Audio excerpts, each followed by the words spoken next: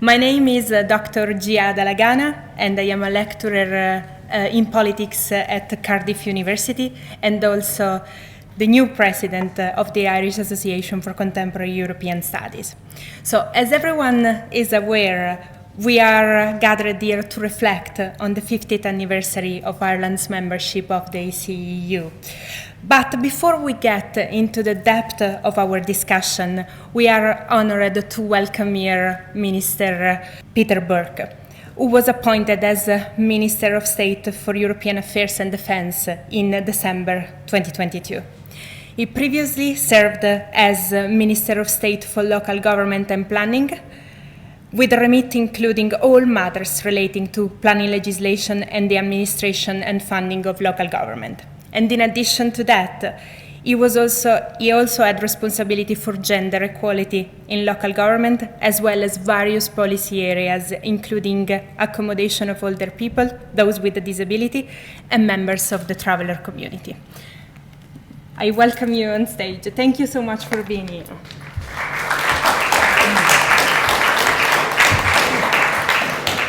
Thank you very much and good evening everybody. I'm very happy to be here this evening in the Royal Irish Academy. Let me begin by first thanking the Irish Association for Contemporary European Studies, IACES, and in particular this year's President, Dr. Lagada from Cardiff University, for your kind invitation to address today's conference. It is a real honour for me as Minister for European Affairs to be here present this evening. I would also like to extend my thanks to the Royal Irish Academy for hosting today's event. The Department of Foreign Affairs is very fortunate to enjoy a long-standing and excellent partnership with the Royal Irish Academy. The wonderful documents in the Irish Foreign Policy Research Series, which aims to make the history of our foreign policy more accessible to the public, is an important and very valuable project. I look forward to reading the latest volume, 1965 to 1969, covering the Fianna Fáil government of Sean Lemass and Jack Lynch, in which Frank Aiken was the Minister for External Affairs. We are grateful to the Academy for all of this work. We are, of course, in the middle of our EU 50, the government programme to mark 50 years of our accession to the European Union, which began last year. It is a particular pleasure for me to have taken up this portfolio in the middle of such an important milestone in our national history, and I feel very privileged to be part of our EU 50 programme. Indeed, that's why I am here with you all this evening. Of course, those of us here will be very familiar with EU 50 and how the EU has impacted on the trajectory of our economy, our society over the last 50 years. But EU 50 isn't just for policymakers, researchers or academics. The story of the EU in Ireland is all of our story. That includes farmers, businesses, students and anyone who's lived or worked at home or abroad. We've all benefited from the EU, and throughout the EU 50 programme we want to ensure that as many and as broad a range of people as possible can all participate in making this significant milestone in our recent history. With all that in mind, my department launched recently the annual Communicating Europe initiative. This initiative seeks to support local community organisations, educational bodies, youth groups and others to creatively explore and communicate how the EU impacts on their everyday lives. Indeed, I understand that IACES has benefited from some of this funding in the past. This year we have supported 34 organisations spread throughout the communities all across the country, and I look forward to visiting some of them over the coming months. We will very shortly be launching a special EU 50 funding stream for our local authorities in terms of bringing greater awareness of the benefits of our EU membership at local level. I can see no better way of doing this and through our local authorities in all the great work that they do, particularly for events to be organised around Europe Day, 9th of May next. I will turn for a few moments to the Into Europe exhibition we are here to see today.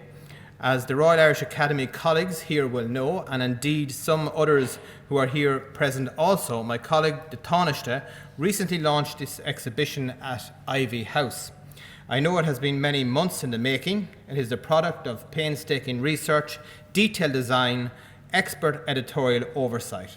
In that regard, I would particularly like to thank Dr. Michael Kennedy and Dr. Miriam Gray and their other colleagues here in the Royal Irish Academy who have come up with this wonderful and illustrative range of documents for inclusion in the exhibition. I believe that the exhibition very successfully brings those moments in our history to life for the public in a very vibrant and indeed engaging way. It is remarkable to think, as the exhibition reminds us, that 3.5 million Irish citizens, myself included, have only ever known Ireland as within the EU. The EU can at times be sometimes seen that only exists in Brussels or something that is removed from the everyday lives of our citizens. But as the exhibition itself tells us, much of the European footprint in Ireland is now so much part of everyday life that it is almost entirely taken for granted. With this exhibition, and what it achieves so well, is that it doesn't just focus on the facts of Ireland's relationship with the EU, it also makes the strong case for the EU anchoring our place in the world and our sense of who we are today. Across the 12 panels, you will see this clearly, from a woman holding the freshly printed Euro note, to John Hume speaking with Gay Byrne on the Late Late Show, to images from agriculture to fishing. The exhibition gives us all a flavour of how the EU has integrated it into our day-to-day lives and indeed livelihoods. I am delighted that this exhibition will now go on display in libraries and other public venues across Ireland, and I hope that it will engage audiences, and particularly our young people, about what membership means to Ireland and how Ireland contributes to the EU. This brings me to the government's A Career for EU strategy. While education should never be reduced to merely a means to obtain a job, the government acknowledges that one of the many reasons why communicating Europe through education is so important to Ireland is because we need young Irish people to take up key positions within our EU institutions. By teaching our students about how the Union operates, as well as teaching more broadly about the European languages, culture and values, we inspire them to become active citizens in their continent, to engage with the EU and to think about working for the EU for years to come. We know we are facing a serious demographic cliff in our representation among the staff of the EU institutions, as many senior Irish officials will soon retire.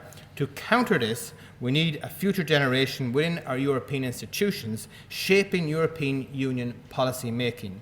This is why the promotion of EU careers in Ireland is a key whole-of-government priority.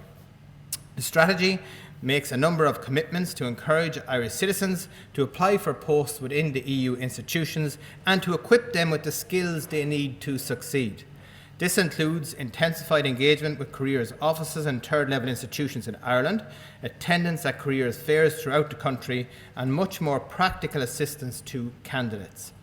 We would also look for your assistance in getting the word out that a career in the EU is something which third-level students should be considering.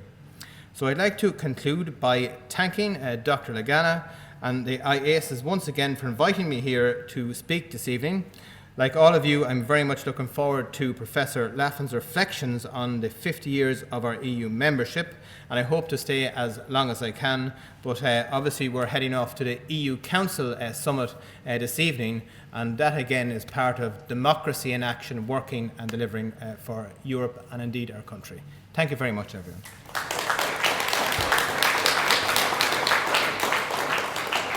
It's going to be difficult to follow on that for me, but I'll do my best. And thank you so much again to Minister Burke for this address. Before leaving the space to our amazing speaker, I would like to spend just a few words on the organization of which I have the honor to be president, the Irish Association for Contemporary European Studies. So IACES is a community of European Studies scholars, which has an all-Ireland focus and aims to provide a space for scholars and also practitioners from across the island to share ideas and research connected to the study of Europe. Part of our ambition is to contribute to discussions on relationships between Europe and Ireland, North and South.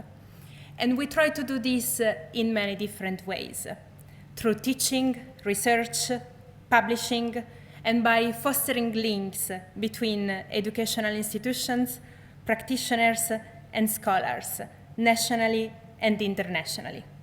And we are particularly proud of our growing relationship with our UK national equivalent, IACES, which we will keep nourishing. Now, as we have said, the objective of this year's annual lecture is to reflect on what 50 years of ECU membership has meant for Ireland and the challenges which lie ahead. What we haven't said is that this is also an opportunity to celebrate the discipline and the scholarly community we represent, and the opportunity to bring everyone who share the same passion that we have. And I'm very much talking about European studies. And I am in an incredibly lucky position within IACES, as I am surrounded by some of the most brilliant scholars who have contributed to make European studies in Ireland great. And I would like in particularly to thank Professor John O'Brennan and Dr. Mary C. Murphy, the previous president of IACES, for their unending support, and especially for an Italian based in Wales. It's not easy to take up on this presidency and to build on the amazing job that they have done with this association. But I learn something new every day, and I can only hope to be able to keep learning something new every day.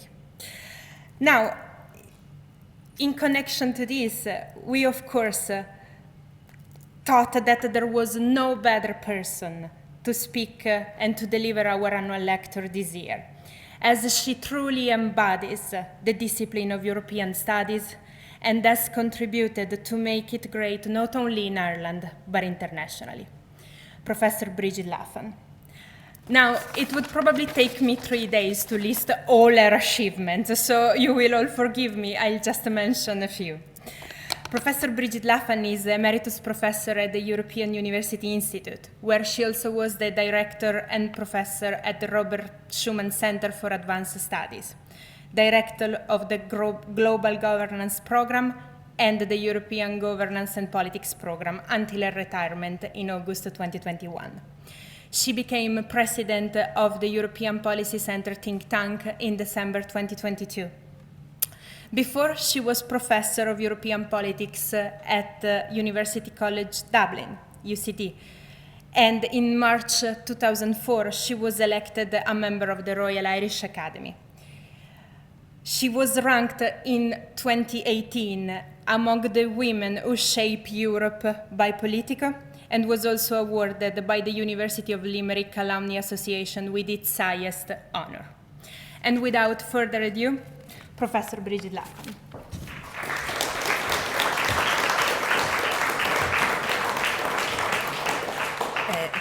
Thank you for the kind invitation to deliver this lecture, and thank you also for your introduction. May I welcome all of you here this evening and all those who are listening and participating online. And in a way, I will begin on a personal note, because it seems as if from a very young age my life has been associated with the European Union and Ireland's membership of that union. I was a Leaving Cert student in St. John Bosco's Presentation Convent, Carsveen in 1972, when the Irish voted to join the EU. And I remember the minute Sister Vincent came into the classroom and she left something on a desk and said, "This will be interesting to one or other of you." And I looked at it, it was this new higher education institute, the NIHE in Limerick, and it had a course called European Studies. And I remember reading it, and I went home and said to my parents, "I'm going to Limerick." And I remember my mother, who was a UCD graduate, saying, "Oh no, you're going to Dublin." And I said, no, I'm going to Limerick. And so out of that, I, at a very young age, studied the European Union, also history, and languages and political science, and then went to the College of Europe, so more Europe. So I've never managed to get away from the EU, and I've now managed to retire and still not got away from it. So it's been very much a personal journey as well as a scholarly one. And I do remember very vividly in November 1975, in this very room, Garrett Fitzgerald is Minister for Foreign Affairs delivering a lecture on the impact of the EU on Irish foreign policy. And at the time I was doing my undergraduate dissertation on the impact of EU membership on Irish foreign policy. So in a way, all of those big changes in European integration, I have charted them, I've followed them, I've done research on them. And what I always found interesting about the EU is that as a polity, it is between. It's between the domestic and the international. It's between politics and diplomacy, and it carries characteristics of all. And it was that the boundaries that always interested me. And of course, there are other boundaries. There's boundaries across political economy, politics, the international, the beyond Europe, the outside in. So for those reasons, I do remember in the early 80s, and this was the sort of time when the EU had stagnated, when I thought I better change my subject. And then a very arid document landed on my desk, the Cofield document on the Single European Act. And I remember reading it and thinking, there's something here. So I never managed to escape. So in thinking about reflecting on Ireland and EU membership, it's obviously 50 years, I can't capture everything. So this is very selective, and I'm happy to talk about any aspect and anything I don't address in the questions and answers. But let me begin with the signing of two treaties, because there is a symmetry between 100 years of the Irish state and then 50 years of Ireland's EU membership. That tale of two treaties and how different they were. On the extreme right, we have the signing of the Anglo-Irish Treaty. It was a bilateral treaty. It was a treaty with an acute asymmetry of power, where basically that delegation was threatened with terrible and immediate war unless they signed. But that treaty did, in a very painful way, civil wars are always extraordinarily painful, and also the partition of the island, did lead to the establishment of the Irish state, a state that could subsequently join the EU. But that state was already trying to forge sovereignty through the imperial conferences, through the appointment of ambassadors abroad, through the establishment of the Republic. And then we come to the second treaty and how different that is. That was a treaty, the Irish Treaty of Accession, was negotiated by an independent Irish state. It was negotiated and the results were put to the Irish people. It was the settled will of the Irish people that Ireland would join the EU. And of course, there was an asymmetry of power here too. Ireland was a small state. But on the other hand, Ireland was joining a voluntary association and using that hard-earned sovereignty that it had gleaned over the decades before to pool its sovereignty and to join with other states in a new polity that is, again, has a duality. It is a union of states and a union of peoples. I also, and this is probably not well known, but that evening, that was in January 1972, when Ireland signed the accession treaty, it was one of the first great Irish parties in Brussels, and Jack Lynch took the house down singing the Banks. So in a way, there was also, it's important for us to capture the excitement that was felt by the Irish going to Brussels at the time. Brussels was then somewhere where the food was exotic, we didn't have a wine culture, we didn't have a cafe culture.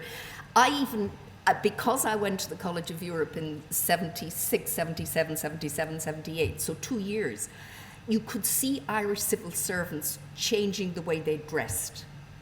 They were smartening up because of this exposure to this very different public policy system. So it's important to capture the human side of all of this, and all those people who, in a sense, flew in and out like the minister this evening going to a European Council meeting.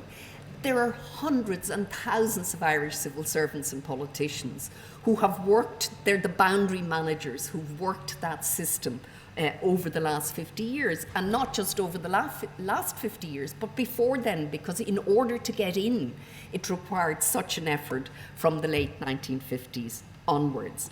So two very different treaties at very different times. I think it's also important, and just to get a snapshot of Ireland in the early 1970s, to grapple or to identify what kind of Ireland joined that EU of 9 back then. We had a population of less than 3 million. Third level, there were 27,000 students in third level at the time. Participation rates were about 24%. They're so much higher now. Irish per capita incomes, 64%, the EU average. 55% of our exports went to the UK. We still had high unemployment, only 1 million at work, and we were still largely an agricultural country. And for me, the last one is so striking, that life expectancy in Ireland back in 1973 was 73 years for women and less than 70 for men. And we've forgotten that Ireland in a way that joined the EU all those years ago. So Ireland was the first wholly poor state to join the EU. The EU had states with poor regions like the Italian Mezzogiorno or parts of the United Kingdom, parts of France. But Ireland was the first distinctly poor country to join the EU.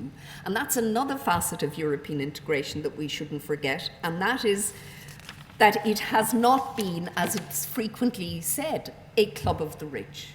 It has progressively extended to include countries with much lower per capita incomes. So Ireland, when it joined, and the Treaty of Accession acknowledged Ireland's underdevelopment in economic terms, but we brought a strong core periphery sensibility and dynamic. We were very focused on, at the time, something called the European Regional Development Fund, and we were very instrumental in the inclusion of the articles on cohesion in the Single European Act. It's not widely known, but there was convergence was the term that was being used up to then, and a lot of the richer countries were concerned about putting convergence into a treaty because it implied that the poorer countries should converge. And it was a senior civil servant in the Department of the Taoiseach, on a plane one night, came up with the idea of cohesion. And cohesion ends up in the Single European Act, out of which came the doubling of structural funds and all of that. And we're now a net contributor to the EU budget. And that shows just how transformative it has been. I also want to, Ireland's management of the accession negotiations was in the hands of the Secretary Generals or the secretaries as they were known of at the time, of the big departments: finance, industry and commerce, foreign affairs. And their preoccupation when they negotiated our accession treaty was the protection during the transition period of our interests in the British market, and particularly as regards agriculture. So, in other words, for those people who were advising the Irish, Paddy Hillery, advising Ireland's chief negotiator, their concern was that they needed to protect our access to the British market, and particularly for agriculture during the transition period. And again, no Irish negotiator today would go in with those objectives, because it's a very different Ireland. But that'll again emphasize the fact that we were still very based on agriculture, and still dependent on the United Kingdom, on the market. But of course, EU membership, there was the dependency on the UK, but there was also the beguiling prospect that there was a way out of dependency as a member of the EU. So it wasn't just that the EU would we would protect ourselves because of EU membership and having joined with the British, but that we also might escape. And again, I think that was both economic but also psychological for this country, that there was the prospect that Ireland could, in a sense, get a margin of freedom from dependence on the United Kingdom. And of course, that's what happened. And I would say that the apprenticeship of Ireland in the EU ended in 1975. It was really quick, and that was because we held the presidency in 1975. And if you remember, the British had their first renegotiation of the terms of EU membership and the first referendum on UK membership. And at the time, it was the settled will of the Irish government that if the British left as a consequence of that referendum, Ireland would not leave. And that's the transformation from this in the early 1970s, within 5 years, 2 years of membership, just Ireland was not going to be taken out of the EU. Now, it obviously was much better for Ireland that referendum was won, because we were much better able to deal in economic terms with Brexit when it happened than we would have been. So then, let me say something about small states and European integration.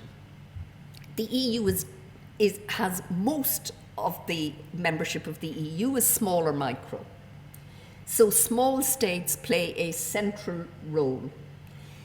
The institutional design of the EU broadly gives equality in terms of recognition as a member state, a seat at the European Council, but of course in weighted voting population matters, as it should, and in the European Parliament. But in the European Parliament, it is not one European voter, one vote. It's disproportionately stacked for the smaller states. So the checks and balances of how to handle size in the EU is there. All states have a veto on primary law. And of course, small states have fewer material resources and human resources than larger states, but they also are much more focused on the areas that they concentrate on. So in other words, if an area is deemed really important in a small state, they put the human resources behind that issue. And it would also, there are no policy areas that I see where you see a large state, small state divide on policy. It's usually a mixture. It crosses, the coalitions cross size. Where small states have a common interest is making sure that the checks and balances are strong enough to make sure that the larger don't override them.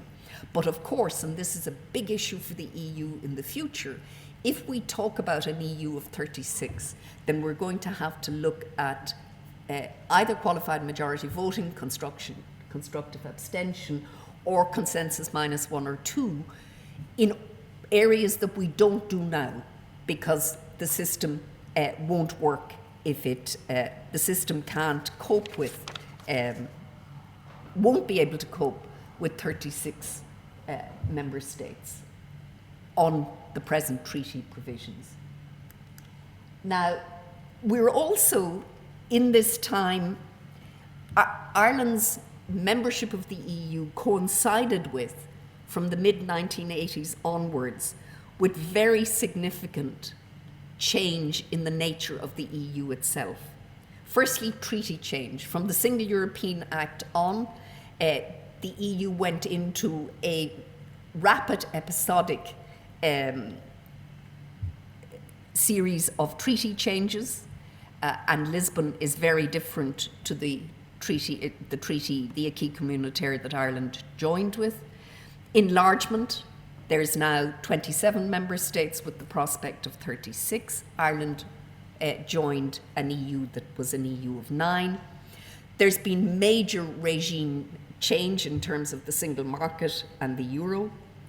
And there's been an extension of all sorts of new modes of governance. And the EU itself is now more contested. The project itself is more contested, and it's much more political and less technocratic than it was, although technocracy continues to play an important role. And then, of course, we've had the decade of crises, the euro, the refugee, Brexit, the pandemic, the war in Ukraine.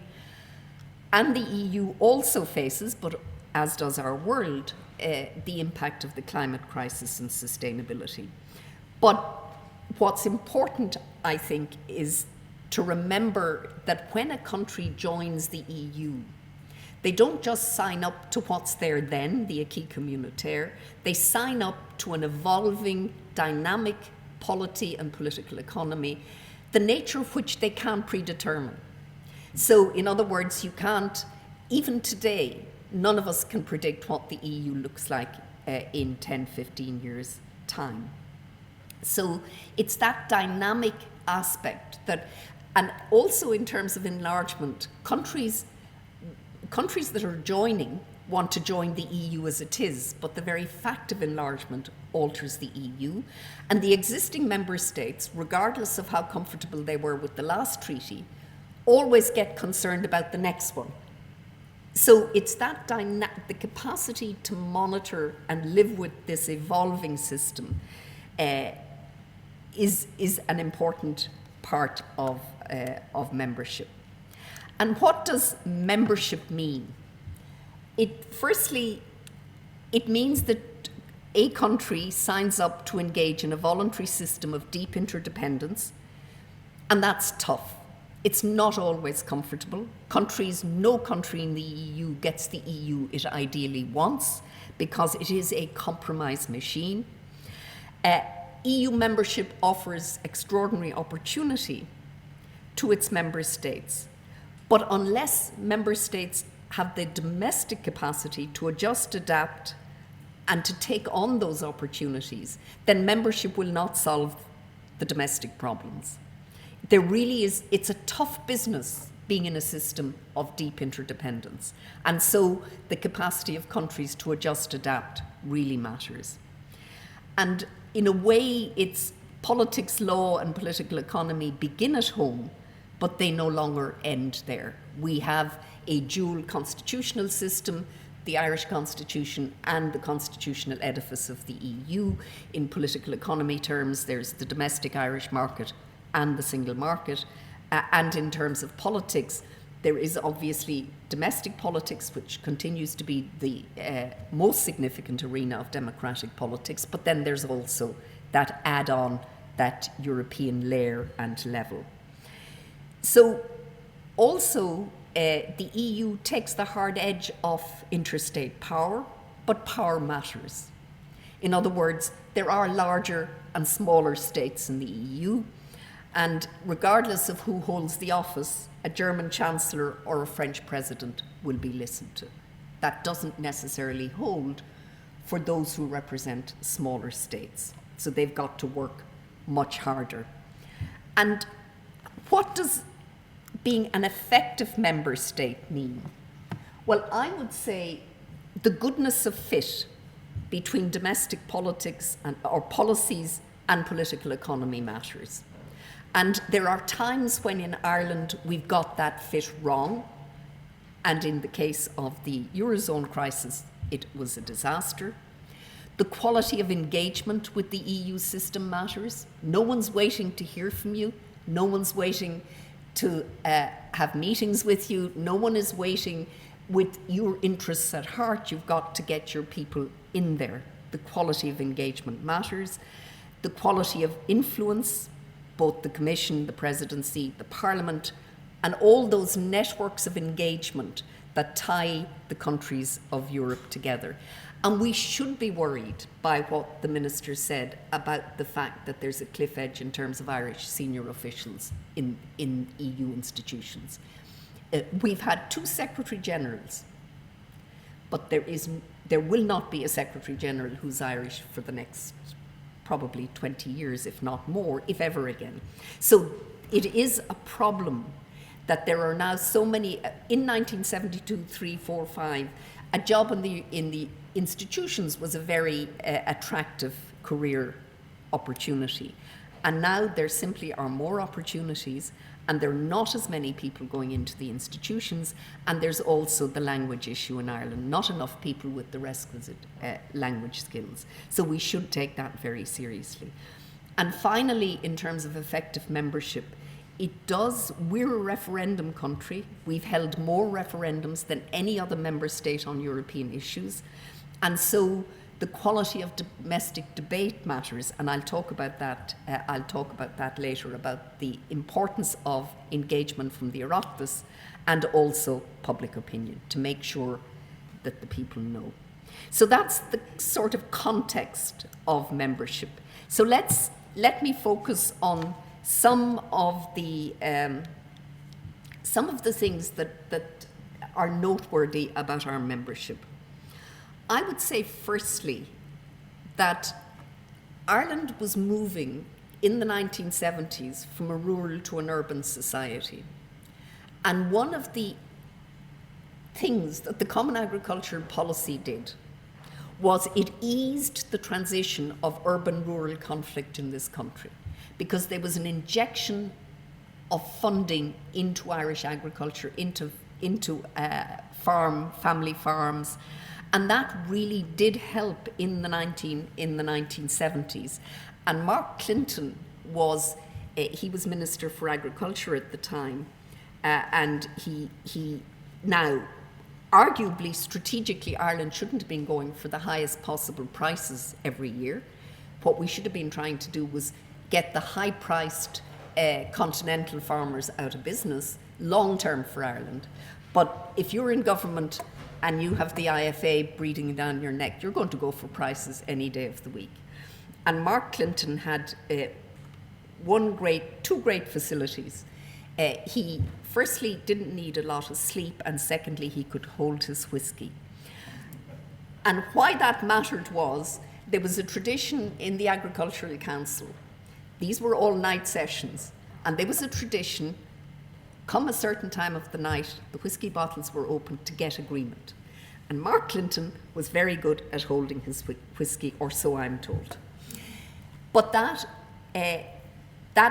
so agriculture, it really mattered. And then, of course, the agri-food industry took off, and that wouldn't have happened without EU membership either. But I think that the sociological importance of the Common Agricultural Policy in Ireland, given that we had previously been dependent on the low food policies of the British government. The Regional Development Fund was a big disappointment. There was a hope that it would be larger, but it took another 10 years to get the regional policy up and running. The European Social Fund had a major impact on this country.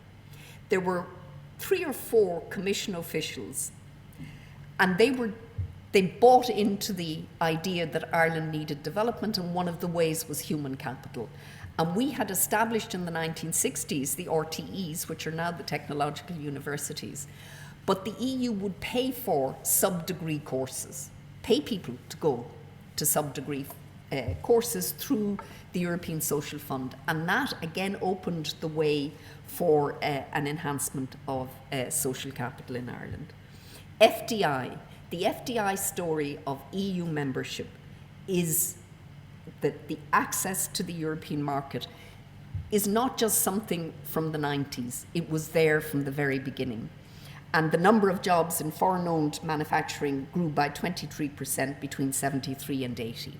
So from the very beginning, access to the larger European market, which was of course accentuated by the single market, but it was there from the beginning. And it made selling investment in Ireland so much easier because there was enhanced human capital, but also then access to this very large market. And also the progressive legislation of the 1970s. It was Ireland's first battle with the Commission, the Equal Pay Directive, where there was a recession and the Irish government thought we will delay implementing that. Paddy Hillery was by then commissioner. He was wearing a different hat, a European hat, and the women's groups in Ireland and Paddy Hillery decided, no, this directive will have to be implemented immediately in Ireland. And it was the first battle between what an Irish government would want to do and what being a member state meant and what you had to do as a consequence. And we were also, at the time, very influential in the development of the anti-poverty programmes. The EU would not have had anti-poverty programmes without, in this case, the Irish Labour Party, who in that coalition government of the 1970s. So the early years were the apprenticeship in the system, and then the injection of both funds and the beginning of the impact of the market. But those were not good decades in Ireland. We had the two oil crises of the 1970s, and it took Ireland a long time to get the fit right between the domestic political economy. There was deep concern in Ireland in the early 1980s at the prospect of the single market. It was really a hard sell in this country, despite the fact that we benefited enormously from the single market in the long term. But there was a deep concern that a recession hit Ireland would not cope with the enhanced competitiveness of the single market. And it was that sense of not being able to deal with the competitive consequences of EU membership. And there was a very interesting NESC report towards the end of the 1980s, where it basically said we need to sort out the fit between our domestic political economy and the EU. And out of that came social partnership and the roaring 90s. And I've always, the covers of the Economist often capture stuff. Those are 10 years apart. The first is towards the end of the 1980s, where in the Country Review of Ireland, I think it was 87, we were described as the poorest of the rich. And the front page was a woman sitting on O'Connell Bridge begging for money. And then, fast forward just 10 years, and Ireland is suddenly Europe's shining light. In other words, the roaring 90s. There was a good fit between the domestic and the EU. There was the injection of structural funds, the doubling of structural funds to Objective 1 regions in the same period. And then the Irish economy started the kind of catch-up that one would have expected and that it needed much earlier. So by this stage, Ireland had moved from, basically was a model country, and this came after the collapse of communism. So the EU was going to become continental in scale, it was going to enlarge to the east, and all the Central European states wanted to be like Ireland. So they didn't look to other countries in the western half of the continent as models. The Nordics, the standard was too high, the reach was too far, but they thought, Ireland. If Ireland can join the EU as a poor state and now thrive, then that's our model. And again, you can see it in the speeches and in all of the technical assistance that the Irish gave the countries in East Central Europe in this period. But of course, as we know, lurking below the surface of all of this, there was trouble brewing. And it was as if in the 1990s, a country that had never experienced the generation of real wealth before didn't think this was ever going to end. And we entered the 2000s, And we were about to lose the goodness of fit between the domestic political economy and where we needed to be again. And this was, it's a feature of Ireland's economic experience that we tend to be crisis prone. We tend to go from, since the foundation of the state, there's been a lot of economic crises. And in the early 2000s, and Charlie McCreevy was Minister for Finance, the Commission began to say that the Irish economy was overheating, began to say that we needed to pull back that economy, dampen it down, use the surpluses for the future. And it was extraordinary, the reaction in this country. Government minister after government minister went on Morning Ireland and all the programmes saying we need to wear the green T-shirt. The Commission, who are the Commission to tell us that our economy might be overheating? Charlie McCreevy, who was Minister for Finance, wouldn't hear any of the problems. Just didn't want to know. But also in our society didn't want to know. We didn't want to think that this was ever going to end. And of course, this led to the most difficult period of Ireland's EU membership. So on the one hand, you have the model.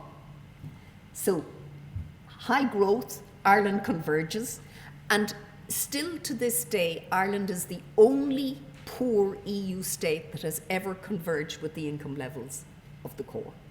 And depending on the stats you use, probably surpass them. But I'm always wary of Irish GDP data. Unemployment was we had become a full employment country for the first time in the history of the state. And our debt to GDP ratio was extraordinarily low. So on every economic indicator, the times were good. And then came the global financial crisis and all that meant. We went from the peak to a significant decline in gross product. The deficits rose. The recapitalization of the banks cost this country dearly, and unemployment went from virtually full employment to 14.3%. So suddenly Ireland found itself on watch and at risk. And that was not an experience, even in the worst of the previous economic crises, that Ireland had experienced. There was the famous Deauville walk, Merkel and Sarkozy on the 18th of October 2010, when they were talking about the bail-in of creditors, and suddenly Ireland was out of the markets. We were not able to borrow in the financial markets. And it's important to try to think through the EU dimension of that crisis and then the domestic responsibility. So firstly, I would say the stakes were never higher in our membership. Michael Summers, who had managed to bring the Irish debt under control and was regarded internationally as one of the best in the game, for him, he said his nightmare was that that Ireland would ever need to bring the IMF in. Suddenly, we weren't just having the IMF, but we were going to have the full-blown troika. And the reason, so it wasn't in the initial phase a public finance problem in Ireland. It was two things. We were over-reliant on stamp duty in our public finances, which meant if housing went down, Irish public finances were in trouble. And then we stood behind, if you remember, September 2008, the full guarantee of the liabilities of the Irish banks without necessarily knowing what that was. What's interesting about the 2008, the Irish banks were clearly in trouble for a period leading into the bank guarantee. And there were calls with the ECB, Trichet was involved, but that night, no one, the guarantee of the banks was an Irish decision taken by an Irish government without informing anyone in Europe. And Christine Lagarde was, she was French Minister for Finance at the time, and Brian Lenihan rang her at some stage in the morning to tell her that this was happening, and all she said was Jesus Christ. But we could have, and I would argue should have, tried to Europeanize that. Said to the ECB, we're in trouble, our banks will go down, we can't as a state, we're too small. We shouldn't be the only last resort. Should we not think of some European help on this? But we didn't ask, we guaranteed. And in the end, the Troika was inevitable. And it was also inevitable because we were, the drawing rights, basically the ECB was keeping the Irish banks in liquid. And Trichet, Ireland was too small, it was eating into his liquidity capacity, and we were powered in the end into the Troika. Was it inevitable? Could it have been handled differently? I would suggest yes. But by then it was too late. We were not going to be able to fund the state from the markets anymore. Although interestingly, Kevin Cardiff, who was one of the senior finance officials at the time, saying there was no question of ever exiting the euro. But that was the darkest time. Now, I have a quote from Cardiff there, but I'll go on. That was the darkest time of Ireland's EU membership, because suddenly we were a programme country, we were on watch, at risk, and the Troika were in town. But, and this matters, that was November 10.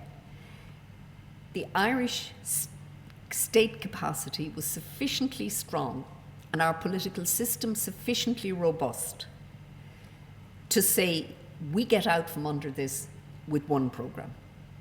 We will see, basically the Irish system decided we will see them off the island as quickly as possible, as painlessly as possible. Now, it was very painful because the level of austerity required. We had done half the heavy lifting before the Troika arrived, and then there was another batch of austerity.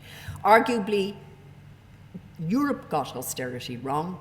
I would say they did. It should have been much slower, and there should have been the EU should have brought the acute phase of the Eurozone crisis under control much more quickly, and they could have.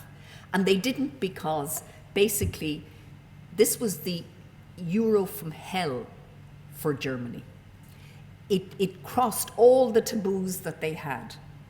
They never wanted this kind of euro, they never wanted, and they were terrified the euro crisis would jump to Italy. The too big to bail, too big to fail. But the EU system collectively could have brought it under control. And in the end, in 2012, and this is where it took two Italians to save the euro, Mario Monti and Draghi, together orchestrated the politics on the one hand and the ECB on the other, the whatever it takes. The cost politically in Europe was enormous. Earthquake elections, ferocious austerity. In Ireland, for example, Fianna Fáil has never recovered from the 11 election. But that's replicated in all the countries in trouble in this period. But the instinct of the Irish political class was, okay, get our reputation back. An awful lot of energy went into messaging and to ensuring that the reputation came back, mend the fences, We had in this period, Lisbon 1 in 08 and Lisbon 2 in 09. And there was a determination to pass Lisbon the second time by the political system, get back into the markets, and hopefully remember the lessons. But Irish state capacity in extremis ended up quite strong, and the robustness of the political system. But a lot of damage done across southern Europe, and it didn't have to be that bad. There was no way for any country, including Ireland, to have avoided austerity, but it just didn't have to be as bad as it was, and the acute phase of that crisis could have been brought under control. It took far, far too long. So that was, for me, the worst side. I want to move on to something else, and that's how we manage European affairs in this country. So servicing the EU public policy system is demanding. The ministers meet in various formations. For example, energy ministers have met, no, I was going to say this year 11 times, last year 11 times. And so depending on the area, you get very intense engagement. So who does the homework? Who coordinates? The overarching responsibility lies with Taoiseach's Foreign Affairs and Finance. How good are the sectoral departments in their fields, and how they manage the relationships with Brussels? So an assessment of how we manage European affairs. I would say when the Irish system decides something is important, it manages the dossier almost like a task force. So very targeted engagement and selective centralisation. And we do it for everything we think is important, starting with the milk super levy in the early 1980s onwards. Whenever the Irish think a negotiation matters, they put the human resources, and both at political and administrative level. And of course, the most recent challenge was Brexit. And that was very demanding on the Irish state and political system. And it should be, I mean, I've written on it, lots of others have written on how we managed it, but it deserves careful attention because it is a textbook on how you uplift something from the national to the European, and how you persuade all your partners that what you're saying is important and that they will stick with you. And it was really hard work. Ireland did not get into the initial guidelines in 17 for no reason. Ireland was one of the top 3 subjects, including money and citizenship in Ireland, because the Irish system did really heavy lifting in this period. And to give you an indication of the demands on the system, there were 400 bilateral meetings at political and administrative level between the Irish and their counterparts between June 16 and the negotiations opening in June 17. That's an enormously demanding thing for a country of Ireland's size with the human resources that we have. So we do that very well. When milk super levy or whatever, if it's important, we put the human resources behind it. But where the Irish system is less good is issues fall between the cracks unless there's clear ministerial and departmental responsibility. In other words, the Irish Perm Rep is sitting in Brussels and there's an item on a council and the Irish system doesn't know who's responsible. And that happens. And that is the important stuff gets well cared for, but not necessarily the more mundane stuff. And then so many things in the EU now are transversal, like climate, like digital. Again, we need to make sure at domestic level that there is the capacity. And then who our friends are, what coalitions are we in. And I do think, and this is something to the credit of the Irish system, we were very much post-Brexit part of the HANSES group. So small North European countries, and we coalesced in lots of meetings with the Dutch and the Nordics. We were right not to be one of the frugal countries in the negotiations on the recovery fund. And it might have been very tempting for an Irish finance ministry to actually decide that we'd be on the side of the frugals. Whereas by not being a frugal, it meant that we opened up territory and space, political space across the system. And it's those kinds of decisions really matter, to be smart enough to know when this coalition suits for this, but not necessarily for everything. Communicating Europe and public opinion. There is broadly weak Euroscepticism in Ireland, but we are a referendum country. And I would say that all those stats on the support for EU membership and whatever, it's skin deep. It's not deep, deep, deep in the society. I think it's skin deep, and depending on the issue and depending on the treaty and the campaign, European treaties can be defeated, as we know in this country. And they're usually defeated on the basis of people abstain because they don't know, or they vote against because they don't know. And it's the slogan of vote no if you don't know is extremely powerful. So I would say that when the minister talks about sending this all over the country and the civic education on the EU, it's absolutely central if we think EU membership matters to Ireland in the next phase. But we should never be complacent. It is possible to win every referendum in Ireland on an EU issue, but it doesn't necessarily happen. And it won't happen unless there's a constant communication about Europe in intelligible ways with the electorate. And it also means that that you must have politicians in the Oireachtas who are comfortable talking about Europe. I again was very active in the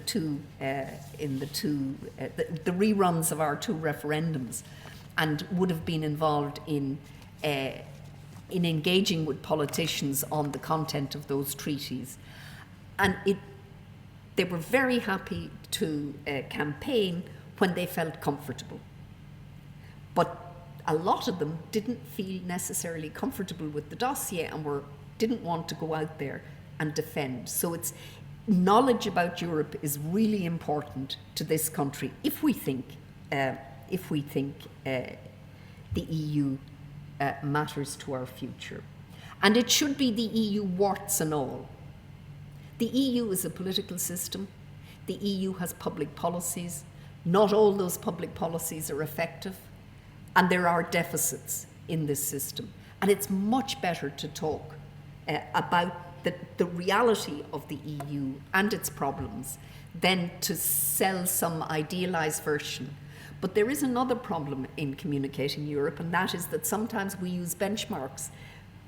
We think of the EU as a scaled-up version of a nation state, which it isn't and won't be. And so we've got to be careful also about the benchmarks. And then, of course, there is what kind of Ireland in what kind of Europe. There's no doubt that we're at a transformative moment in both global but also European, the history of the EU.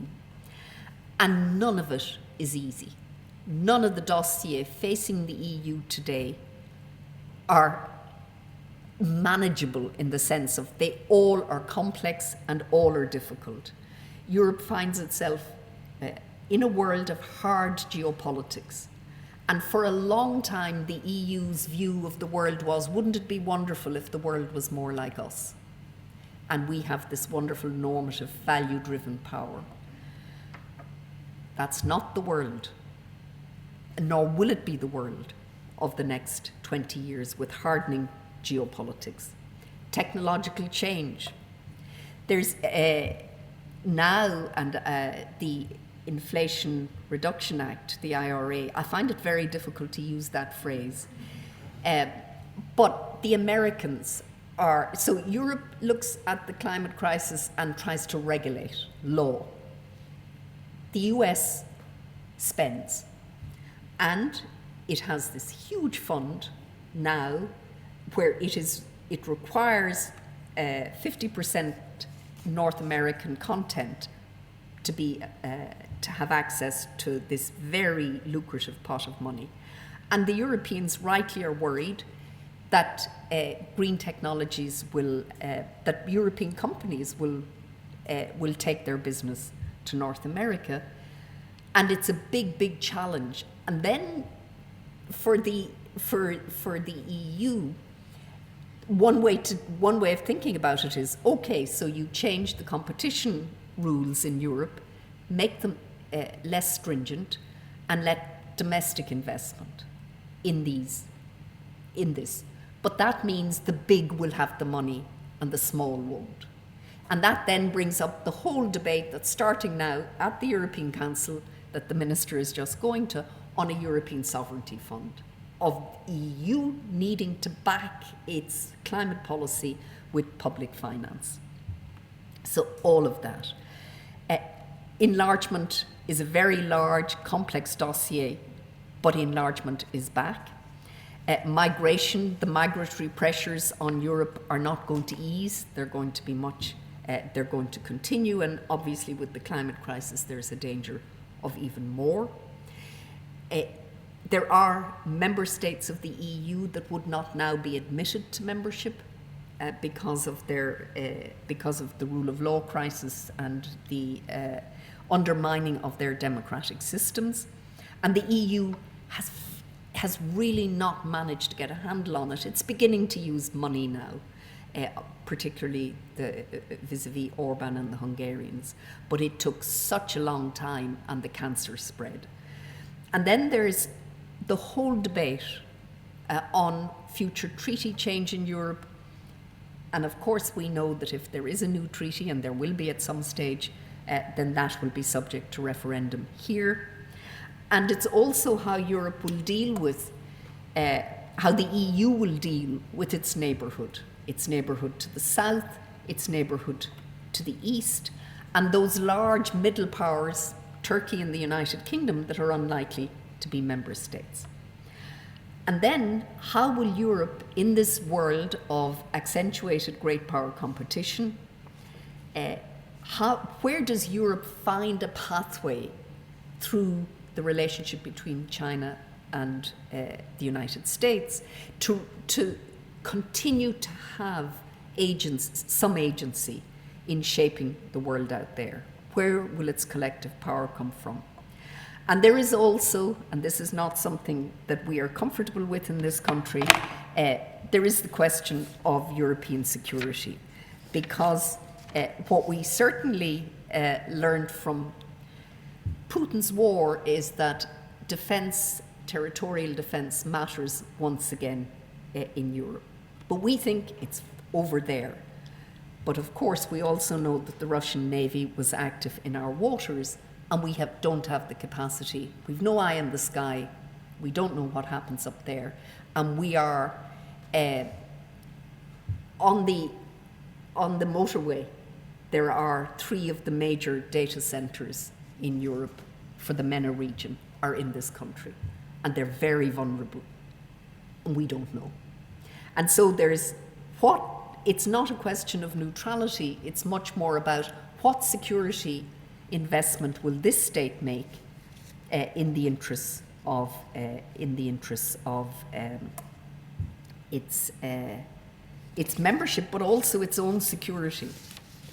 And these are debates that are they're not mature debates in this country. I spent last week in Finland, and on Friday I was in their defence ministry.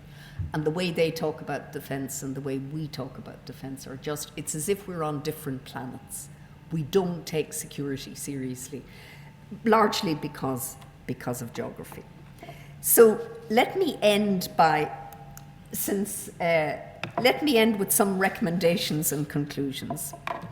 So I would say that would be no harm for this country or the government to do a white paper on the EU again.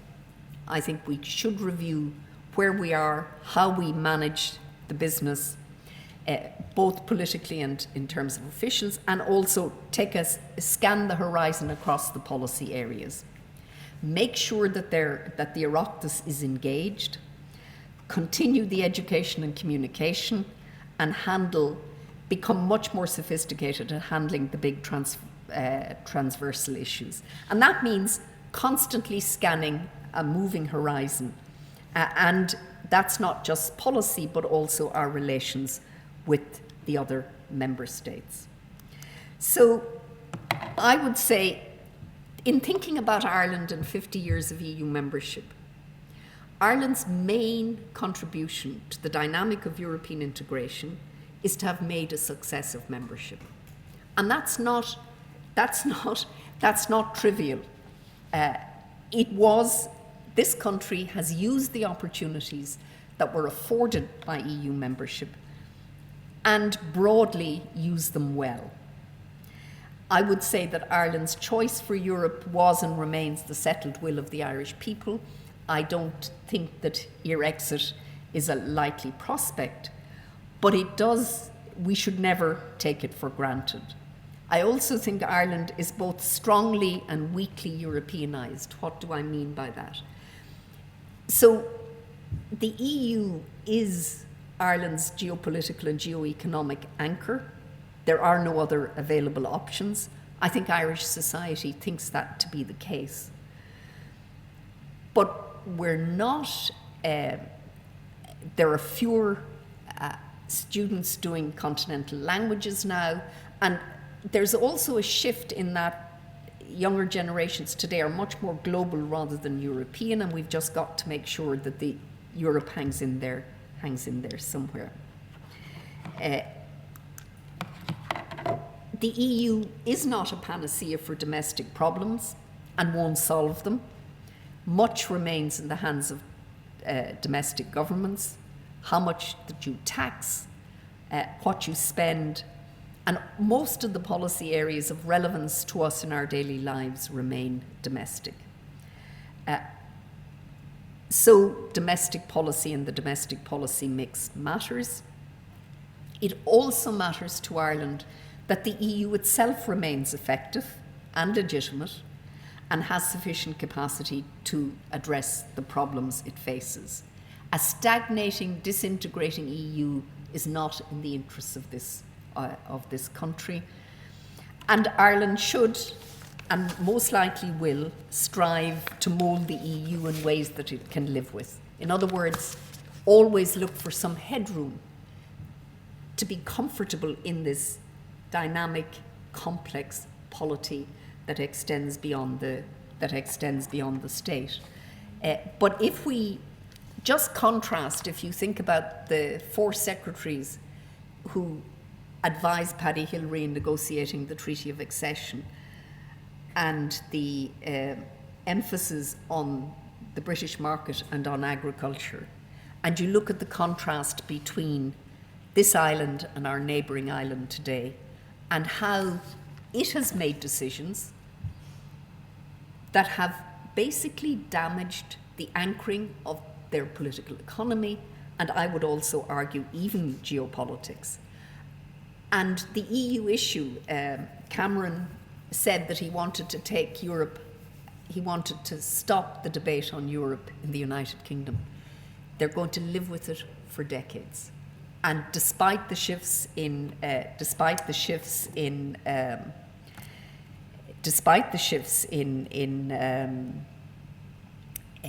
public opinion in the UK, this is it's intergenerational. I see no prospect of the UK rejoining the EU within a decade.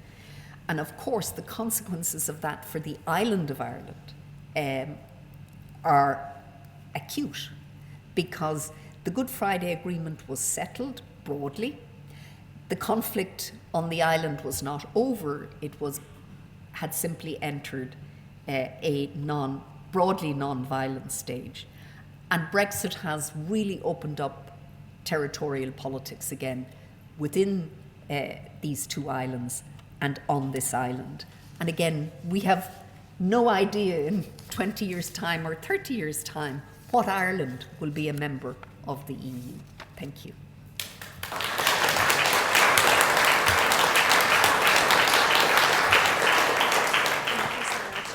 Absolutely brilliant. So, is there anyone who wants to start? Niall in front here, and then we maybe take 2 or 3 in a row, so that. Frank Schnitger, I write for the European Tribune and Sugar O'Toole. I'm very conscious asking this question that if I were my age in 1973, I would be dead. I'm 69, and that was above the average mortality age at that time, or life expectancy. 2 questions. Firstly, the Brexit negotiations focused entirely on products, not at all on services, which is weird because the English economy is 70% services. And I see enormous scope for the EU to expand into areas of healthcare, beyond just PPE and vaccines, but pharmaceutical procurement and common health services and so on, a common health data space. Even in education, language education, social welfare, and not just energy and transport, which seems to be, and climate change, which are mainstream. So my first question is, to what extent do you see the EU moving into the services area and into those other areas of policy where it has very little competency at the moment? And my second question is, long term, is Brexit good for Ireland? Thank you so much. I saw other hands down there. Thank you, Niall.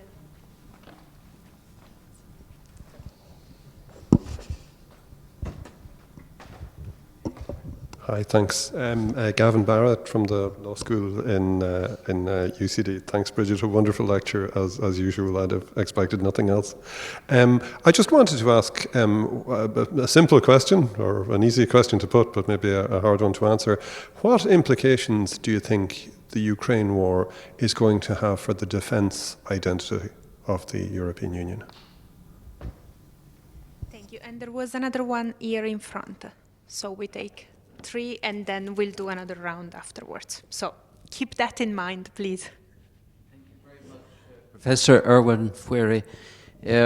Your reminiscences of the beginning brought back many memories, because I was in the first wave of Irish who started working in the EU institutions in 1973. And the pioneering spirit was something I shall never forget. But I sense that this pioneering spirit has lost a lot of its gloss. And you mentioned the complacency, you mentioned also the attacks on the rule of law by the likes of the Viktor Orbáns of today's world. And my feeling is that the reaction from the EU institutions, despite the fact that mechanisms exist, has been far too slow. And it gives one the impression that the European Commission, which has been the guardian of the EU treaties, a friend of the small states like Ireland, has lost a lot of power and in favour of the intergovernmental approach. And in the long run, if this becomes the norm, Ireland will have a much greater difficulty probably in perhaps influencing, even though Brexit, of course, was a very positive example.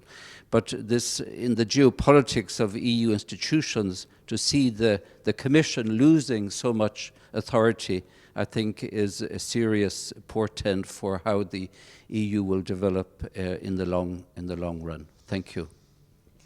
Thank you so much. Do you have a microphone? Yes. Or? Great. Thank you for all of your questions. Do I see the EU moving more into services? So I think in those areas of the treaty, so the shared competence, but those where the EU has a supporting competence, in other words, health, these are areas where the EU is likely to move in, but to do more, but only in relation to the transborder issues. So in other words, broadly health provision in terms of hospitals or all of that will remain national. But pandemics, but also research on medicines, maybe procurement, then when there's a trans-border element, you're likely to get an EU role. But on actual service provision itself, then I suspect that will remain broadly national. In terms of, has Brexit been good for Ireland? No. Will it be long-term? So no, because it has made the management of our the relations between the two islands and north-south much more complex and much more difficult.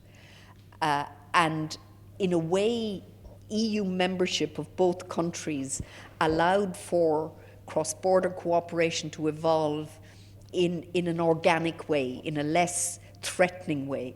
And now we've seen so there is a technical solution to the Protocol Ireland-Northern Ireland. There are ways of managing this that could be implemented with relative ease, but now it has become constitutionalized, particularly by the DUP. So, on the other hand, what I think was remarkable was that at the beginning, when they were assessing the impact of Brexit on Ireland, there was as much concern about how the Irish economy would cope as there was about the Good Friday Agreement. And that quickly slipped away because the Irish economy and even the logistics, all the new direct links to the continent and supply chains, and the Irish getting into supply chains that would have traditionally come from the UK. So there is also an upside there, but I think its impact on Northern Ireland and on British-Irish relations have been very damaging. Will that improve over time? Possibly. But it's very difficult to predict what happens UK-EU relations. Are we going to see simply within the TCA that a future British Labour government will try to work on what is in the TCA, but the TCA is such a thin agreement. It really is the bare bones. The UK has put itself beyond Turkey in relation to the EU now, which is extraordinary given the importance of geography still in trade despite all of the digitalisation. On the UK, Ukraine war and European security, it has revealed what we already knew, that high levels of military capability rest on the US and its commitment to the security of Europe. And it has revealed that in a very, very stark way. So what will it do to the European side of the equation? Defence expenditure will go up. The EU has some tools like PESCO that will be used to try to get interoperability, to improve interoperability, but at best one is looking at a European pillar in NATO, a more effective European pillar in NATO. NATO is, when it comes to hard defence, NATO is the only game in town. And again, speaking of Finland, but particularly for the Swedes to change their neutrality policy and to think that they required NATO membership to be secure tells you what it feels like to be near Russia today.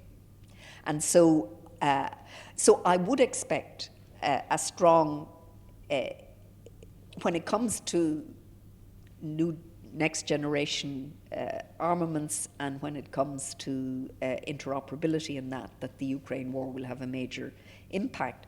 But of course, as defence expenditure ratchets up, if European capacity is not there to produce the arms, then they'll buy from Israel, US and Korea. And the European defence industry is basically saying, we can produce more, we will produce more, but we need some certainty on contracts. We need some perspective on, 1 year is not, we can't ratchet up production capacity for a year and then you decide something else. So I think that there will be a lot of emphasis again on territorial defence and of course on cyber. And then on the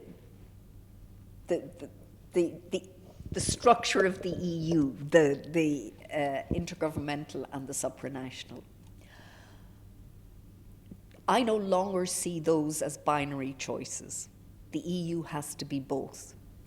Why does it have to be both? Because as the EU becomes more political and politicized, it does require, for its legitimacy and capacity, the European Council. There is no alternative source of authority in the system. So a functioning, effective European Council is actually good for the EU and for its legitimacy. And I don't see the prospect of what the Germans might think of as the full parliamentarization, where the Commission, Parliament become the dominant. The EU has to manage that balance between the union of states and the union of peoples. And the European Council itself is becoming a very interesting institution in that I'm very struck by the amount of continuous engagement between heads of government and those figures that no academic can work on because they can't ever tell you what's going on. The Sherpas, the heads of government, special advisors that talk to each other all the time. And because they have the ear of their prime minister or president, one is never, ever, ever going to unravel what their role is in any deep sense. I mean, they talk, they'll give you some steers, but we're never going to be able.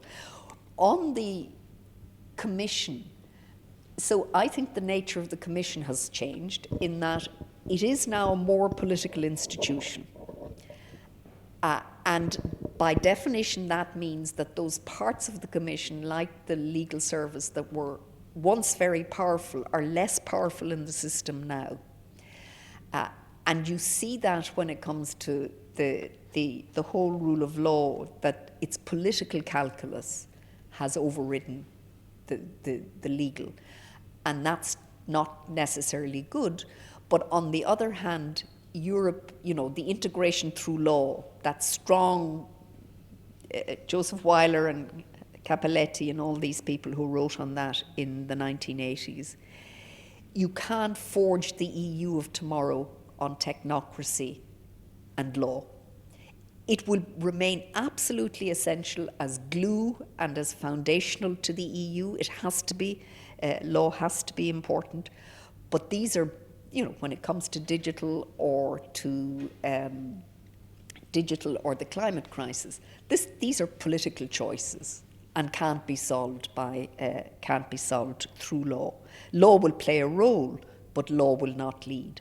And then when it comes to the rule of law and the handling of the crisis, I think it's most unfortunate that Orban took power in 2010 at exactly the time the EU was on its knees with the Eurozone crisis, because he did a lot of damage very quickly. And the EU was playing catch-up after that, but also groups in the European Parliament, like the EPP, continued to have Fidesz as members for long after it was they should have. And so I think the EU has handled this very badly. I understand the dynamics. Article 7 is fine, but if you've two countries, if you've two rogue states, that's a problem. But also there wasn't the political will. And that goes back to what I said about the EU as being this interface between diplomacy and politics. Sometimes there's far too much politeness across the member states. And it took an awful lot to get the other heads of government angry with Orban. They should have been angry a lot earlier. Thank you so much. Are there now? There was one question down there, and there is. So the first two were there, the girl, and then here in front. Thank you. Emma D'Souza, journalist and campaigner. I just wanted to ask about representation, because on the one hand, it could be argued that Ireland did benefit in getting 2 additional seats in Europe. And Northern Ireland has a population of 1.9 million citizens, all of which have a birthright to be part of the Irish nation and therefore EU citizens. Yet we have essentially lost our voice by and large at a European level. What do you think could be done to perhaps, what can Ireland do to increase the voices and representation of Northern voices in Europe? Thanks. So I think on the loss of the European Parliament seats, it was a huge loss to Northern Ireland. I mean, you think of the role of someone like John Hume in the European Parliament, it was immense. But it is a union of states, and the state that Northern Ireland is constitutionally part of left the EU. So there were ideas, could there be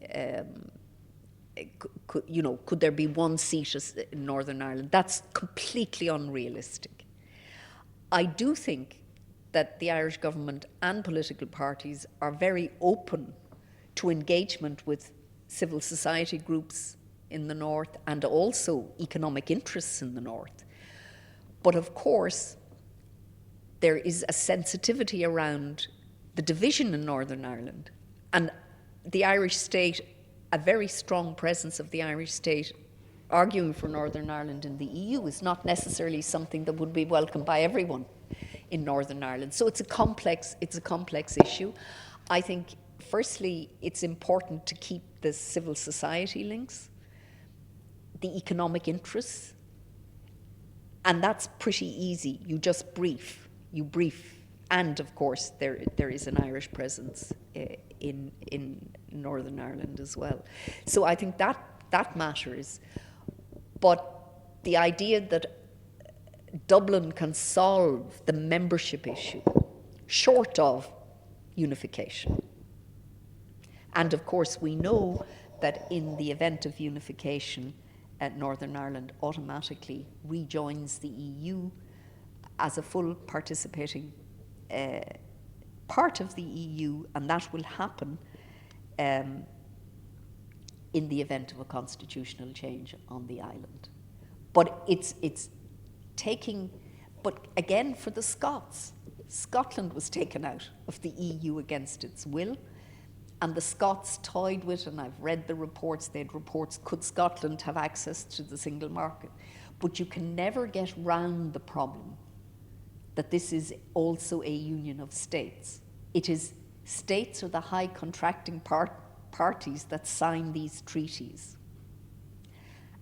And so I think Dublin is open and would be open, but it won't solve the membership problem. Only unification or the re-entry of the United Kingdom into the EU would do that. And I would say neither are off the agenda, although I do think, regardless of public opinion in the UK, I think I don't know how many governments off before it could be addressed in the United Kingdom. And then there's also how the EU would respond to the United Kingdom if it applied for membership again. I think, do you know that you can't get quality commission officials to work in the UK unit in the commission? They don't want to. They don't want to be part of this. There's an exhaustion after the negotiations with the United Kingdom. And the United Kingdom would want their opt-outs, and they won't be offered those opt-outs again. So I think the prospect of UK membership, but of course things can change also pretty dramatically and rapidly in politics, so you can never rule these things out. But I, at least at this stage, don't see the prospect of the re-entry of the United Kingdom over the next decade. Thank you so much. We are going to take the last two questions because I'm aware of time, but just so you know, conversations can continue over some refreshments after the end in the main room. So if you really have a burning question for afterwards, there will be also, we can take them over wine. I'll be very quick. I'm Franco-Irish citizen, so I've been traveling across France and Ireland, and I think I've just a quick one would be to see where does Ireland really stand vis-a-vis its European the institutions, but also its European peers on certain policy issues. There's a feeling that it may divert in certain policy areas due to the special relationship with the US and the economic model that is based in Ireland, and you feel that sometimes they may refrain to really well align with what's other European partners may propose on strategic autonomy. You feel that Ireland kind of is taking a step back, especially with now what's happening in the US Inflation Reduction Act. Minister Keeley just said recently that they may refrain on certain issues. We have to take a step back on state aid. I just want to know what you think will be the future with that cause. Thank you.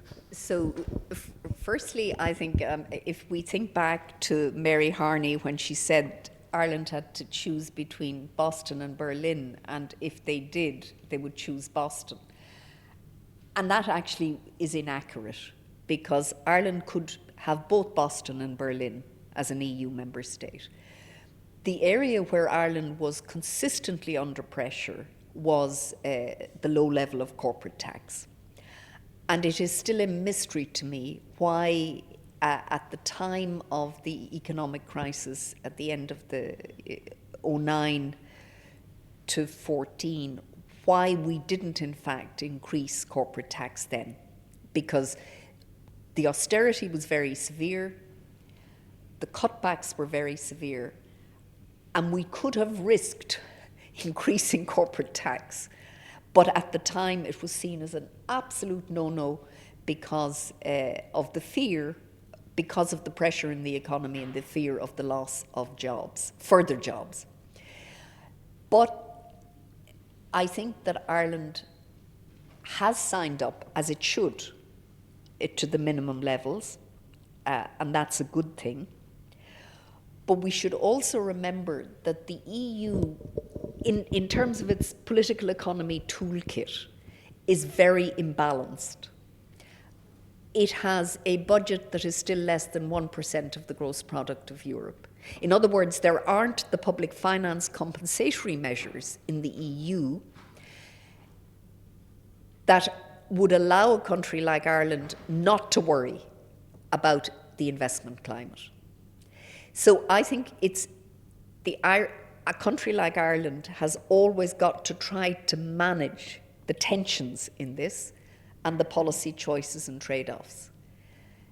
In terms of strategic autonomy, I think the Ukraine war has done for European strategic autonomy. In the end, when push came to shove, it requires the United States to back the Ukraine militarily. What I think there is a very interesting discussion opening up on a sovereignty fund. And I think Europe has to increase its public finance imprint. The EU collectively has to. And it did in the pandemic, the RRF. The taboo was broken. But I think Europe, particularly to accelerate the green transition, is going to have to use incentives and not just law, and incentives mean money. So I do think we're entering a phase, and I did write a book on the finances of the EU in 1997, and if I were younger I might take a look at it again, but I'm not, so I won't. But I do think that public finance will play a more important role, common borrowing in the EU in the next cycle. And it's not something that capitals like Berlin have come close to facing up to. But I think that's pretty inevitable. Also, is Ireland an outlier? I think every country comes to the EU with its package of core policies. And of course, it wants to make the EU, that EU policies, that it can live with them. That's always, if we sign up to this, can we live with it? And I think all countries have areas that are problematic for them. I don't think Ireland is distinctive in that. Why? Because the EU has 27 member states, and there's a lot of deep diversity in Europe, both socioeconomically, welfare systems, policy systems. And the EU can never, if it over-centralises, it will crack this system.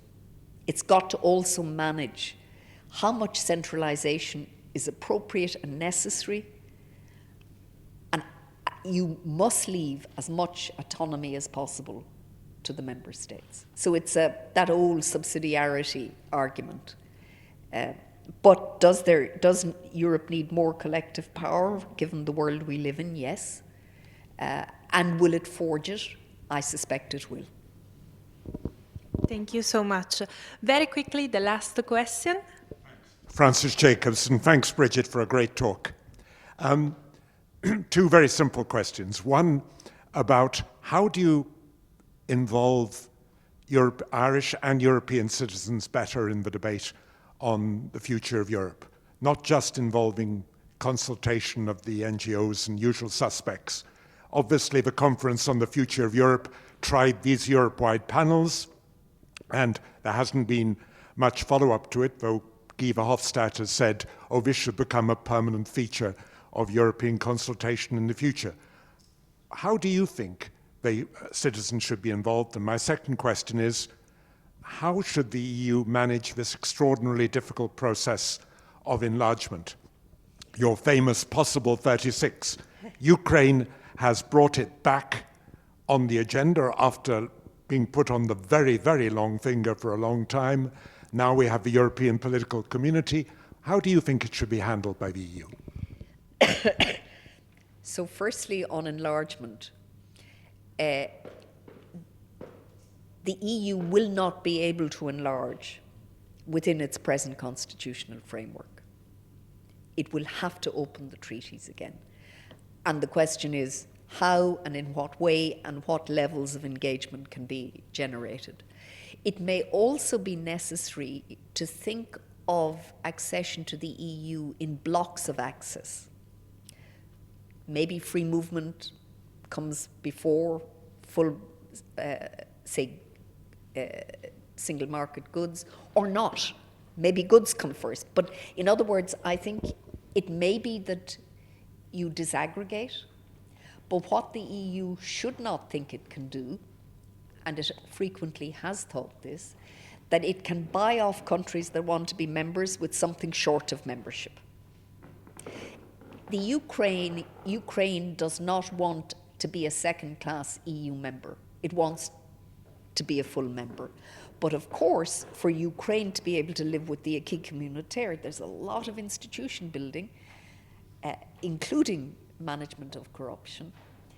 And the EU has got to be attentive to its own capacity to bear the load. So I would have thought that enlargement also is unlikely to follow the enlargements of the past. I think it will be, the methods will be revisited. And there is a lot of thinking going into enlargement now. But will the EU be much larger than it is now? I think it will. I think it will. And also I think the Balkans, very complex, micro-states, none of it is easy. None of the next enlargements are easy. But I always say that if you want to really look at the impact of EU membership on a country and do a good comparative case study, it's Poland, Ukraine.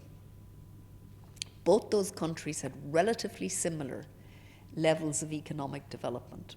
Ukraine slightly below, but not much.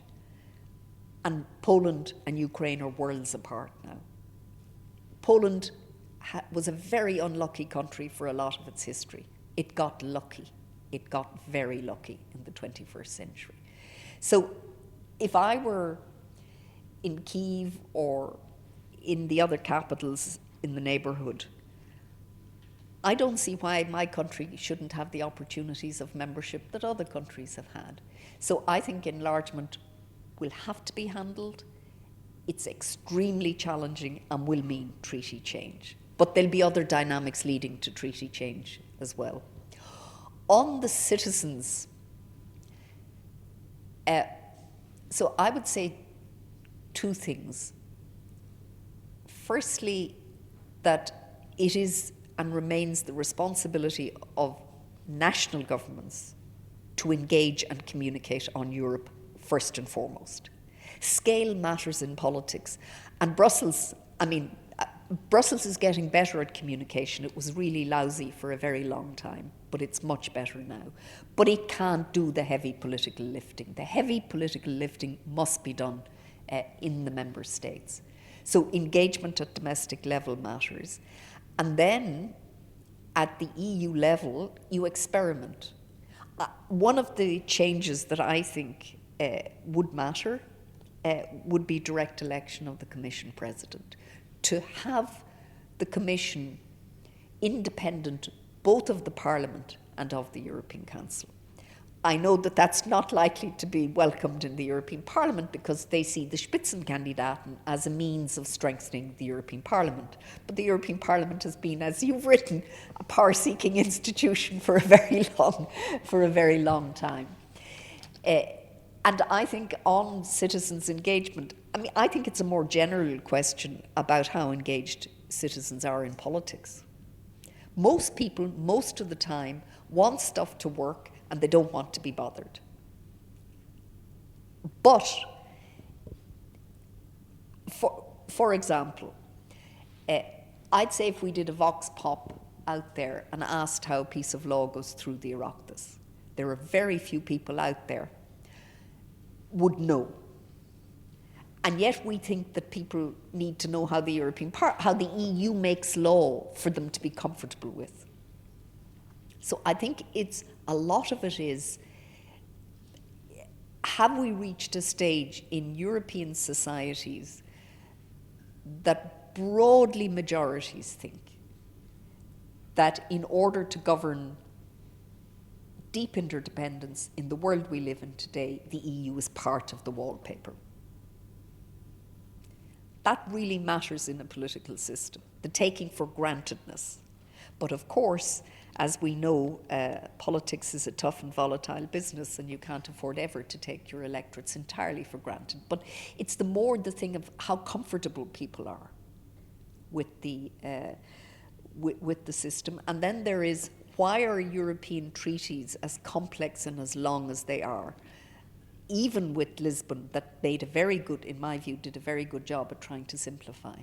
And the reason is that the EU is not a nation state, and countries are vulnerable to each other, and so they like it pinned down what the EU does and how it goes about its business. And that's why the treaties are much more complex than any national constitution in Europe. It's for good reason. It's that vulnerability, the submission to the collective. It's a very different engagement than it is if you've the political socialization and a political culture within a state. Thank you so much. Niall, I just would like to call on my Vice President, Niall Robb, for a quick conclusive remarks, and then we are all off for a few refreshments. It falls on me as a Vice President of IACES to thank Professor Laffan for such a fascinating talk and a brilliant question and answers. Thank you to all the questioners. Thank you too for everyone who's joined us here, to Minister Burke for introducing the event, and to the department for their Inter-Europe exhibition, as well as the RIA for all of their help and the use of this gorgeous building and room that we have here tonight. Finally, it's just for me to say there's a reception through at the front of the building. And before we head off for wine and canapes, I would like to say thank you again to Professor Laffan, and we can maybe give another round of applause.